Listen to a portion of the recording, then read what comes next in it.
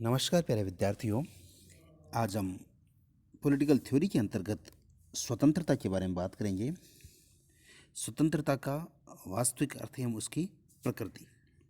सामान्यतः स्वतंत्रता का अर्थ गलत रूप में लगाया जाता है और हम कहते हैं कि वह प्रतिबंधों तथा सीमाओं के अभाव का समरूपी माना जाता है। इसे मानव के जो चाहे करने के अधिकार से जोड़ दिया जाता है। हाब्स ने इसे स्वच्छंदता कह दिया, लाइसेंस कह दिया, अथवा जो चाहे सो करो की स्थिति कह दिया, जो परिकल्पित प्राकृतिक अवस्था में होती है।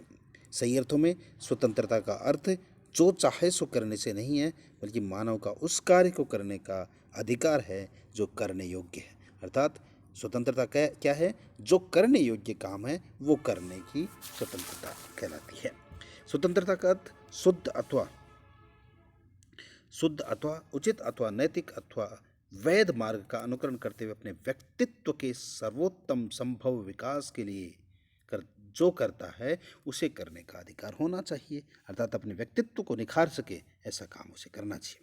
स्वतंत्रता का वास्तविक अर्थ व्यक्ति की स्वतंत्रता अन्य व्यक्तियों की स्वतंत्रता के साथ ही जुड़ी हुई है। इसका मतलब ये हुआ कि अगर मैं स्वतंत्र रहना चाहता हूँ तो मेरा भी ये कर्तव्य होगा कि दूसरे को भी स्वतंत्र रहने का अधिकार मिले। स्वतंत्रता के दो आयाम होते हैं।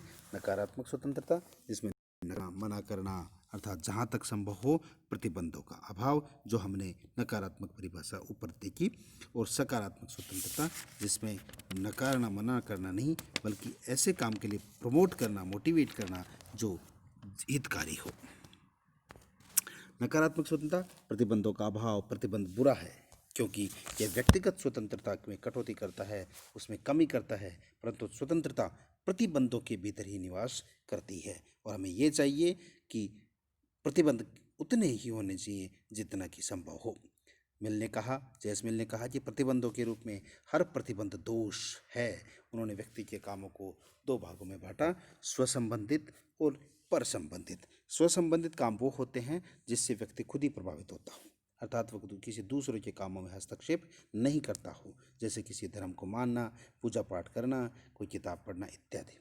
और परसंबंधित कार्य वो होते हैं जो व्यक्ति अपने साथियों की स्वतंत्रता को हानि पहुंचाए, जो राज्य उसकी स्वतंत्रता को सीमित अथवा प्रभावित कर सकता है या अन्य को प्रभावित करता है। उन्होंने कहा कि व्यक्तिगत अथवा सामूहिक रूप में मानव जाति को अपने किसी सदस्य के कार्य की स्वतंत्रता में हस्तक्षेप करने की अनुमति है, वह है आत्मरक्षा।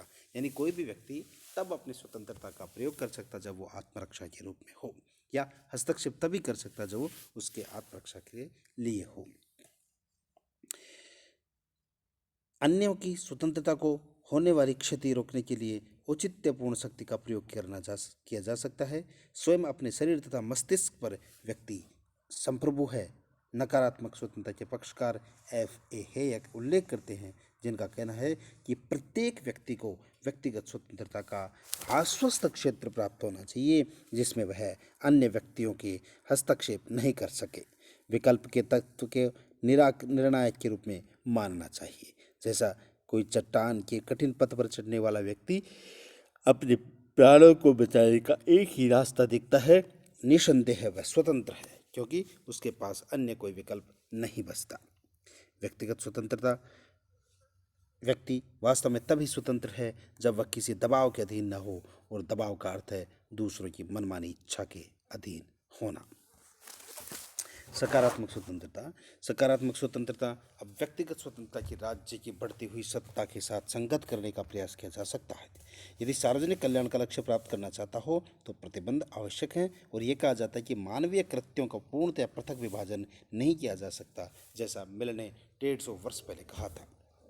यानी मनुष्य के जो काम थे उनको बांट नहीं सकते कि ये परसंबंधित है, ये स्वसंबंधित है, क्योंकि मानव समाज में रहता है और उसके कार्य कई अन्य लोगों की स्वतंत्रता को प्रभावित कर सकते हैं। जैसे कि उन्होंने मिलने कहा था कि स्वसंबंधित कार्य जिससे व्यक्ति दूसरे प्रभावित नहीं हो। माना कि कोई किताब पढ़ रहा है और वो ज़ोर ज़ोर से पढ़ रहा है तो प्रभावित हो गया, और माना कि वह किताब पढ़ रहा है और ऐसी गलत किताब पढ़ रहा है जिससे खुद भी प्रभावित हो गया और उसका नेचर चेंज हो गया, तो उससे परिवार पर भी दुष्प्रभाव पड़ सकता है।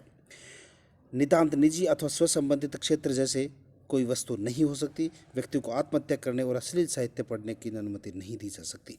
सकारात्मक स्वतंत्रता के बारे में थॉमस एल ग्रीन ने कहा कि ऐसे काम करने या किसी वस्तु का उपयोग करने के रूप में की है जो दूसरों के साथ रहकर करने आनंद लेने योग्य है, क्योंकि मानव सामाजिक प्राणी है, अतः उसका जीवन कुछ सामाजिक बंधनों द्वारा वीर्यान्वित होना ही चाहिए।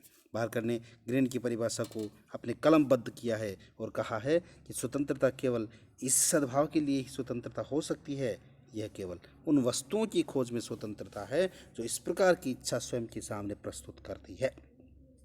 अतः ये प्रतिबंधों की नकारात्मक उपस्थिति नहीं है, जैसे कुरूपता का उल्टा रूप सुंदरता है, क्योंकि यह सद्भावना और केवल इसी भावना में निहित है। अतः यह मनमानी कार्य करने की स्वतंत्रता शक्ति नहीं, बल्कि उन कार्यों को करने की शक्ति है जो सद्भावना अपने समक्ष प्रस्तुत करती है। संक्षेप में हम कहें तो इसकी दो विशेषताएं हैं। सकारात्मक अर्थात कुछ करने की स्वतंत्रता है, बलपूर्वक किसी से कुछ कराने की स्वतंत्रता नहीं। यह निश्चित है अर्थात किसी निश्चित चरित्र वाले कार्य करने की स्वतंत्रता जिसमें करने योग्य होने की विशेषता है, न कि कोई और प्रत्येक कार्य।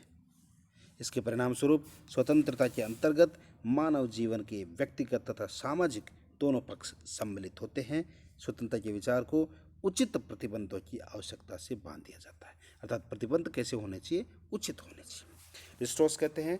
लियो स्ट्रॉस कहते हैं कि मानव के पास विकल्पों की व्यापकता है, और व्यापकता है तो इसका मतलब ये नहीं है कि मनुष्य जो चाहे सो करे। मानव की स्वतंत्रता के साथ भय अर्थात एक प्रकार का दैवीय विचार जुड़ा हुआ है कि उसे हर कार्य करने की अनुमति नहीं है, अतः प्रतिबंध उतना ही प्राकृतिक या आधिकारिक है जितनी स्वतंत्रता। दो पक्ष नकारात्मक सकारात्मक। मानव की स्वतंत्रता पर प्रतिबंधों की पसंद नहीं करता, मिल और हेयक कहते हैं। सकारात्मक में सार्वजनिक हित के नाम पर मानव की स्वतंत्रता पर उचित प्रतिबंधों की व्यवस्था का समर्थन। Straws green. आइजिया बर्लिन कहते हैं ये दोनों नकारात्मक और सकारात्मक पक्षों को संलिप्त करता है तथा कहता है कि इनको अलग नहीं किया जा सकता। यानी ये दोनों जो स्वतंत्रता नकारात्मक है और सकारात्मक है, दोनों पैरेलल चलती हैं, इनको अलग नहीं किया जा सकता। उन्होंने 1909 से 1993 अपनी कृति टू कंसेप्ट्स ऑफ लिबर्टी 1958 के अंतर्गत